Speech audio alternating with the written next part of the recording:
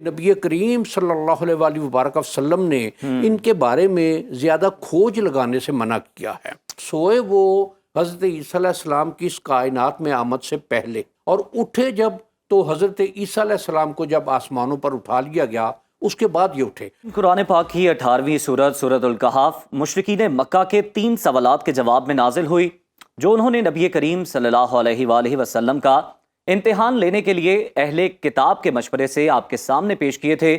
وہ 3 سوال یہ تھے: نمبر 1، اصحاب کہف کون تھے؟ نمبر 2، قصہ خضر کی حقیقت کیا ہے؟ اور نمبر 3، ذوالقرنین کا قصہ کیا ہے؟ ناظرین، یہ تینوں واقعات مسیحیوں یہودیوں کی تاریخ میں تو ملتے ہیں، مگر عرب میں ان واقعات کی حقیقت کے بارے میں کوئی نہیں جانتا تھا، اسی لیے اہل کتاب نے امتحان کی غرض سے ان سوالات کا انتخاب کیا تھا۔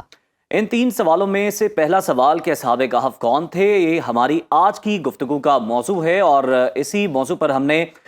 بات کرنے کے لیے، اس موضوع کی حقیقت کو جاننے کے لیے دعوت دی ہے معروف اسلامی اسکالر سید محمد حبیب عرفانی صاحب ہمارے ساتھ اسٹوڈیوز میں موجود ہیں۔ سر، سب سے پہلے تو آپ کی آمد ہمارے لیے اعزاز کی بات ہے، خوش آمدید آپ کو۔ السلام بہت علیکم۔ شکریہ، السلام علیکم۔ السلام۔ سر، سب سے پہلے یہ بتائیے گا کہ اصحاب کہف کون تھے، یہ واقعہ کیا ہے، کس قوم میں پیش آیا، تاریخی پس منظر کیا ہے اس واقعے کا؟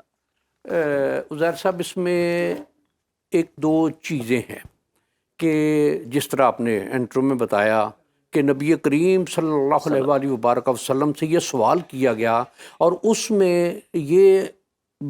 بنیاد پیچھے یہ تھی کہ چونکہ یہ عام بات نہیں ہے تو آپ یہ جواب نہیں دے سکیں گے، تو نبی کریم صلی اللہ علیہ وآلہ وبارک وسلم کے حوالے سے پورے عرب میں یہ مشہور ہو جائے گا کہ آپ کو نہیں کچھ پتہ یا آپ نبی نہیں ہیں۔ تو اس حوالے سے پھر،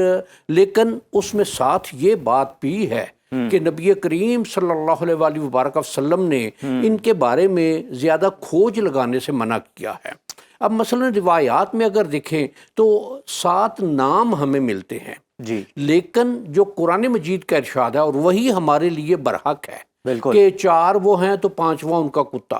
5 وہ ہیں تو 6واں ان کا، اس طرح چلتی ہے بات۔ جی جی، تو اس میں یہ ہے کہ یہ تعداد کے بارے میں معین نہیں ہے کہ یہ کتنے لوگ ہیں۔ اب ان لوگوں کے بارے میں یہ بات آتی ہے کہ یہ ایک بادشاہ تھا، جی،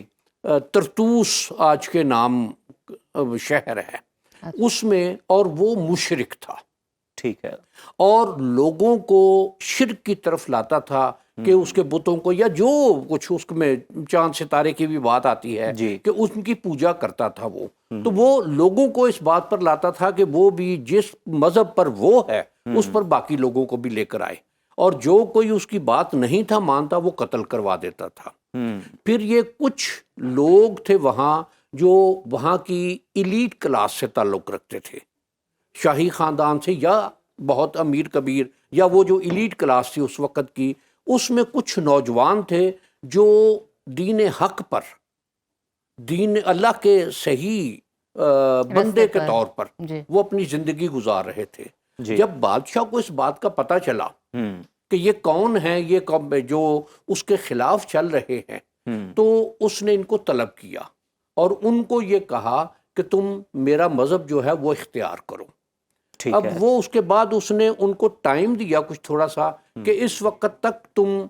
اس مذہب پر کنورٹ ہو جاؤ۔ وہ شہر سے باہر خود گیا، ورنہ آ کے میں تمہیں قتل کروا دوں گا۔ اس کے آنے سے پہلے یہ 4 تھے، 5 تھے، 6 تھے، 7 تھے، جتنے بھی یہ تھے، ان سب نے آپس میں مشورہ کیا اور اس میں گھروں سے پیسے لیے، اور یہ شہر سے باہر ایک چراگاہ یا میدان، اس میں غار تھی، اس میں چلے گئے۔ ٹھیک ہے، اس میں جا کے انہوں نے قیام کیا اور پیسے انہوں نے رکھ لیے، اور اس میں یہ بھی ہے کہ راستے میں جو کوئی ان کو ملا اللہ کے راستے میں وہ انفاق فی سبیل اللہ بھی کرتے گئے۔ تو وہاں جا کر یہ لوگ قیام پذیر ہو گئے۔ اب دور ان کا جو ہے وہ یہ کہا جاتا ہے، اب 3 اقوال ہیں اس بارے میں، کہ یہ حضرت عیسیٰ علیہ السلام سے پہلے تھے۔ دوسرا قول یہ ہے کہ سوئے وہ حضرت عیسیٰ علیہ السلام کی اس کائنات میں آمد سے پہلے،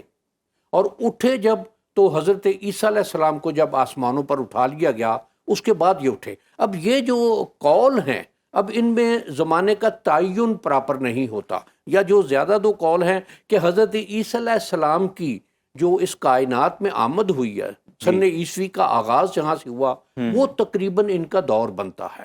اب یہ جو طرطوس کا علاقہ ہے یہ اس وقت شام میں ہے۔ مجھے الحمدللہ شام میں جو اصحاب کہف کا غار ہے مجھے اس کی زیارت کا شرف اچھا۔ ہوا، میں وہاں گیا ہوں۔ ماشاء لیکن اب یہ ہے کہ وہ دیوار ہے، راستہ خاصا دشوار گزار ہے وہاں تک پہنچنے کے لیے، مشکل ہے جانا، بہت مشکل ہے۔ گاڑی چلی جاتی ہے ٹھیک ہے، لیکن خاصا مشکل راستہ ہے، لیکن یہ ہے کہ وہ دیوار ہے سامنے۔ اب اس میں یہ بھی ہے کہ اس کو جس طرح سے واقعات بیان کیے گئے ہیں کہ بادشاہ جب واپس آیا اس نے ان کو طلب کیا تو پتہ چلا کہ وہ تو شہر سے غائب ہیں، ان کے ساتھ اور بھی کچھ لوگ ہیں اچھا، کہ جو شہر میں نہیں ہیں، تو بادشاہ نے پھر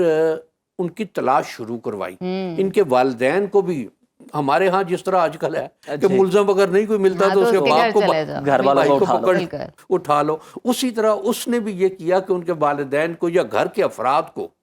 وہ، تو پھر اس کو یہ پتہ چلا کہ تحقیق اس نے کی یا تفتیش کی کہ اس علاقے کی طرف گئے ہیں، بالکل تو ٹھیک ہے، وہاں چونکہ غار کا تھا تو وہ پھر وہ بھی چلا اس طرف۔ اچھا، تو یہ بہت سی اس میں وقت گزرا، پھر وہ چونکہ بادشاہ پھر چلا ان کو لوگوں کو ساتھ لے کر۔ اب اس سے پہلے ایک بات ہے کہ یہ جب جا رہے تھے غار کی طرف تو ان کے ساتھ ایک چرواہا وہاں بکریاں چرا رہا تھا، اچھا، اس کا کتا بھی ساتھ تھا۔ اچھا، وہ ان کا تھا، وہ چرواہے کا، تو یہ دونوں بھی ساتھ ہو لیے۔ ٹھیک ہے، اب غار میں چرواہا غار میں چلا گیا، کتا غار کے دہانے پر بیٹھ گیا بالکل ان کی حفاظت کے لیے۔ تو پھر یہ ہے کہ بادشاہ جب پہنچا وہاں تو اس نے دیکھنے کی کوشش کی، اور پھر اس نے جب نہیں اس کو پتہ چل سکا، یا ظاہر ہے کہ اللہ تعالیٰ کے ہاں سے پردہ حائل ہوا، تو اس نے ایک دیوار چنوا دی وہاں۔ اچھا،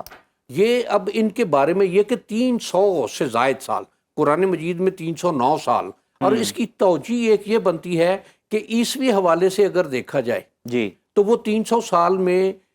ہجری حوالے سے یا لونر ویلیو سے 309 سال ہی بنتے ہیں، کہ 100 سال اگر شمسی ہوں تو 103 سال لونر بنتے ہیں۔ ٹھیک ہے، تو اس میں یہ 309 سال کا قرآن مجید نے جو وقت دیا ہے کہ 9 اوپر 300 سال، اس میں یہ اتنا عرصہ زندہ رہے۔ اب اس میں ایک سوال پیدا ہوتا ہے کہ اتنی مدت کیا مصلحت پوشیدہ کیا تھے؟ نہیں، اس سے پہلے کہ بغیر کچھ کھائے پیے وہ زندہ کیسے رہے؟ بالکل۔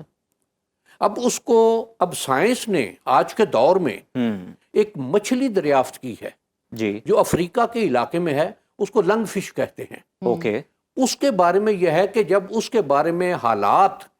ناموافق ہوں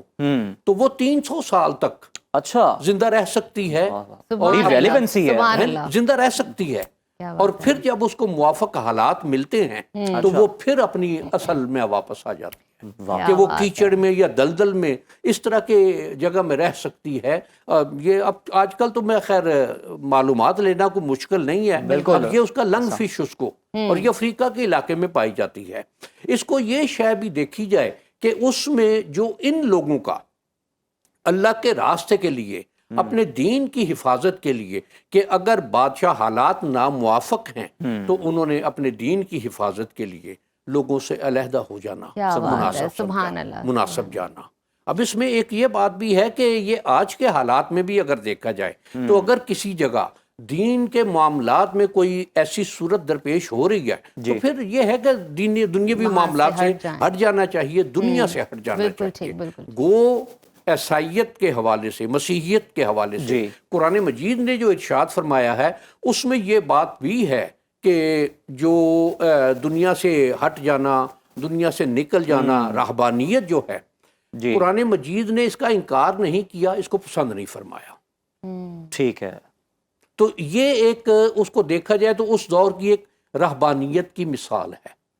کہ لوگ جب ان کو زندگی گزارنا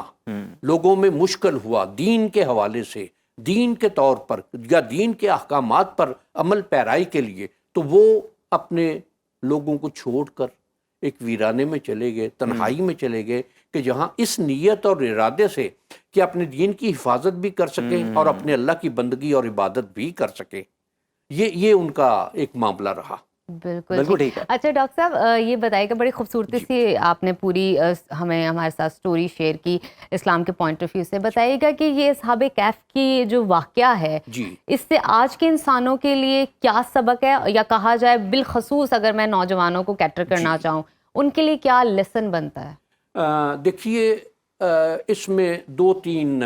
چیزیں اسباب سبق ملتے ہیں جو جی پہلا تو کتے کے حوالے سے ہے جی کہ اہل اللہ کی مجلس جو ہے، اللہ کے مقبولان کی مجلس جو ہے، کتا ایک نجس جانور ہے، یعنی اس کی نجاست یہ ہے کہ کسی برتن میں، کسی کھانے کی شے میں اس کے سانس کی ہوا شامل ہو گئی، وہ حرام ہو گیا، وہ حرام ہو گیا۔ لیکن اصحاب کہف اللہ کے مقبولان میں سے ہیں کہ جنہوں نے اللہ کی خاطر، اللہ کے دین کی خاطر، اپنے دین کی حفاظت کی خاطر، اللہ کی عبادت کے لیے، اللہ کی بندگی کے لیے جو اس وقت